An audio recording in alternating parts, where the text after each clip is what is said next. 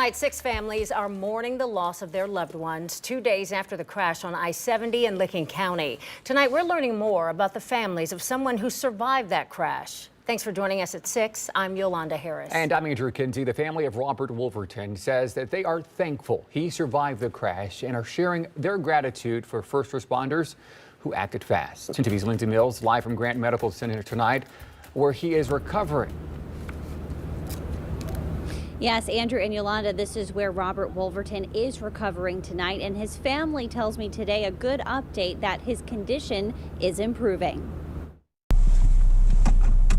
This is my 25th year being a peace officer in the state of Ohio. It's my 22nd year here with the sheriff's office. Jeremy Wolverton follows in his father's footsteps, working in law enforcement. You hear about the brotherhood, sisterhood, if you will, because the nature of the job. It's oftentimes a very thankless job. It's a hard job. There's a lot of things, we put a lot of things up ahead of ourselves. Tuesday was a day on the job Wolverton will never forget. Beginning of my shift, and I was leaving station, and we heard about this massive crash. As a Licking County Sheriff's deputy, he responded to the scene to help close the road and detour traffic.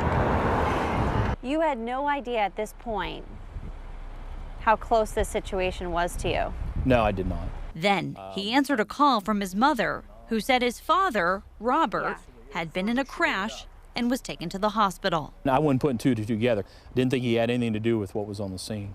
But he searched the database in his cruiser. And it showed that my dad's car, our tag was in there. I'm like, oh my gosh. And realized his father's car was involved in the crash he was at. Patrolman Sean Grimm was actually the one who actually rescued my dad, who was pinned in the car.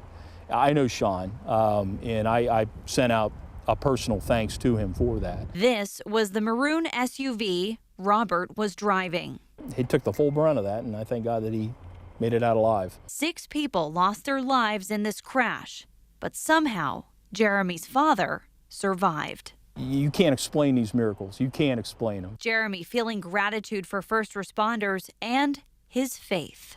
I'm grateful for, obviously I'm thankful to God, because our faith is a huge component in our lives.